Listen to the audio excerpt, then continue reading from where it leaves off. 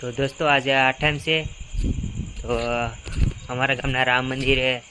ભજન ગયા બધા તો એ ભજન તમને સંભળાવું તો વિડીયો જોજો તમને ભજન સાંભળવાની ખૂબ મજા આવે